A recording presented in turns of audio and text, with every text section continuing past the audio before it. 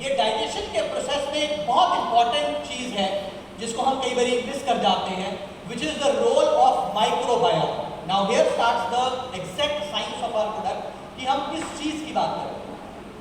ये कहा जाता है, ये माना जाता है, कहा जाता है कि धरती की शुरुआत से, जब धरती बननी शुरू हुई थी, सूरज बना, चांद तारे बने, द प्रोसेस ऑफ एवोल्यूशन जिससे कि ये धरती बनी है, उस वक्त सबसे छोटे जीव जो इस धरती पर पैदा हुए थे वो थे बैक्टीरिया। उनका नाम क्या था? बैक्टीरिया। वो सबसे छोटे पार्ट थे क्योंकि वो सिंगल सेल थे। It was very easy for them to live. हम लोग क्या है, मल्टी सेलुलर है, हमारे पास बहुत सारे सेल्स हैं हमारी बॉडी में। वो क्या थे? वो सिंपल फॉर्म ऑफ लाइफ थे, सिंगल सेल्ड ऑर्गेनिजम्स थे। कुछ नहीं करना था, खाना पीना, हमारी तरह बंगले नहीं चाहिए थे, गाड़ियां नहीं चाहिए थी, एसी नहीं चाहिए थे, कुछ नहीं। खाना खाओ, उस हवा लो जो मिल रही है और अपना गुजर बसर करो। हवा भी अगर बिना ऑक्सीजन के मिलती है तब भी अपना काम चला, जिनको हम एरोबिक एनारोबिक बैक्टीरिया कहते हैं। ज्यादा साइंस हो जाएगी, इतनी डिटेल में नहीं जाऊंगा। तो जो सिंपलेस्ट फॉर्म ऑफ लाइफ जो इस धरती पर सबसे पहले आई, दे वर द बैक्टीरिया। और ये साइंस अब प्रूव करती है, मानती है कि हमारा जो शरीर डेवलप हुआ है इन्हीं माइक्रोबायोम, इन्हीं बैक्टीरिया की वजह से डेवलप हुआ है। यानी यही आपस में जुड़े हैं और इन्होंने ही जुड़कर हमारा ये मानव शरीर डेवलप किया है। जैसे जैसे एवोल्यूशन होती रही, जैसे कहते हैं ना भाई, पहले हम जो है बंदर थे, बंदर से इंसान बने। कुछ आज भी बंदर है, वो एक अलग बात है, लेकिन ये कहा जाता है कि भाई बंदर से हम इंसान बने हैं। ठीक है, तो उसी तरह से इस एवोल्यूशन के प्रोसेस में ये छोटे छोटे सेल्स आपस में मिलकर जो है मल्टी सेलुलर ऑर्गेनिजम्स, यानी हम जो मल्टी सेलुलर हैं हम लोग बने, जिनमें बहुत सारे सेल्स। लेकिन इन माइक्रोबायोम ने हमारा पीछा नहीं छोड़ा, क्योंकि हम इन्हीं से बने थे। तो इनके हमारे अंदर ही हमारे साथ अवेलेबल रहे हमेशा, हमेशा से। और हमारी जितनी भी साइंस है, जितनी भी साइंटिफिक तरक्की हुई, उस साइंटिफिक तरक्की ने, खासकर ये जो अंग्रेजी दवाइयों की तरक्की थी, इसने एक चीज सिखाई कि जी बैक्टीरिया खराब होते हैं उसको मार दो। एक ही चीज सिखाई और कुछ नहीं सिखाया। क्या सिखाया? बैक्टीरिया खराब है, एंटीबायोटिक खाओ, उसको मार दो। यही करते हैं हम लोग, यही करते हैं। कोई भी जुकाम हो गया, सर्दी हो गई, सिर दर्द हो गया, कुछ भी हो गया, इन्फेक्शन हो गया जी, इन्फेक्शन हो गया, क्या खा लो? एंटीबायोटिक खा लो और इन्फेक्शन को मार दो।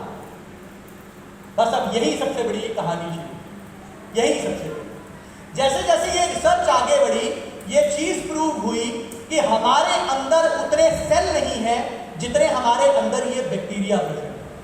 There are more number of bacteria than there are cells in our life. 15.7 million cells हैं एक शरीर में, मानव शरीर में 15.7 million. And science proves it कि ये बैक्टीरिया 17 मिलियन से भी ज्यादा है हमारे शरीर में। यानी जितने आपके अंदर सेल नहीं है उससे ज्यादा ये बैक्टीरिया है। कितनों को मार लोगे भाई? और उसमें से 90% ऐसे हैं जो आपके शरीर के लिए बेनिफिशियल हैं, अच्छे हैं। सिर्फ 10% ऐसे हैं जो पैथोजेनिक हैं, जो खराब है। लेकिन हमने क्या किया? ये एंटीबायोटिक्स खा खाकर हमारी साइंस ने, ये अंग्रेजी साइंस ने क्या सिखाया? इनको जहां देखो मार। अब जब गोली फेंकती है तो वो दुश्मन नहीं देखेगी, वो साथी नहीं देखेगी, वो खत्म। भाई जब बम का गोला फेंकते हो तो ये थोड़ी देख के गिरता है वो कि भाई कहां गिर रहा हूं मैं। वो तो फिर जो आएगा उसके लपेटे में मारा जाएगा। वो चाहे अब आपका साथी है, चाहे वो आपका दुश्मन है, वो तो मारा ही है। और ये एंटीबायोटिक्स करते क्या है? उन 90% की पॉपुलेशन को भी खत्म करने के लिए रिस्पॉन्सिबल होते हैं, जो हमारे शरीर के लिए जरूरी है। जरूरी क्यों है? क्योंकि वो हमारा जो पार्ट है उन्हीं से हम बने हैं। उसने हमारे लिए बहुत सारी ऐसी चीजें कर दी हैं जो ऐसे आपका शरीर नहीं कर सकता। यानी आपके खाने के, पचाने के प्रोसेस से लेकर आपका शरीर कैसे डेवलप होगा, ये सारी चीजें ये माइक्रोबायोम। लेकिन इसकी साइंस को हमने समझा ही नहीं। हमारा ये जो आयुर्वेदिक सिस्टम है ना, ये बहुत अच्छे से इस चीज को समझता था। इसीलिए कहा जाता था कि अपने पेट को ठीक रख लीजिए, बाकी आपकी समस्याएं वैसे ही ठीक हो जाए। इसीलिए कहा जाता है।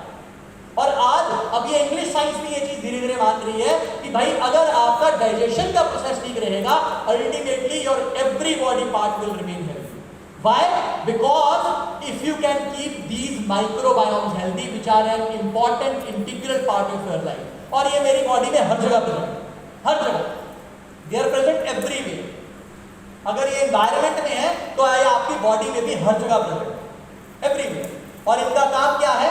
आपकी बॉडी में इस डाइजेशन के प्रोसेस को इंप्रूव करना, बहुत सारे विटामिन मिनरल्स बनाना, इसके साथ साथ नर्वस सिस्टम की डेवलपमेंट में हेल्पफुल होना, आपकी ग्रोथ में हेल्पफुल है, आपकी हड्डियां कितनी मजबूत रहेगी इसमें हेल्पफुल है, आपकी आईसाइट कैसी रहेगी, हीमोग्लोबिन का लेवल कैसे रहेगा, यहां तक कि आपकी रिप्रोडक्टिव हेल्थ कैसे रहेगी, ये भी यही माइक्रोबायोम है.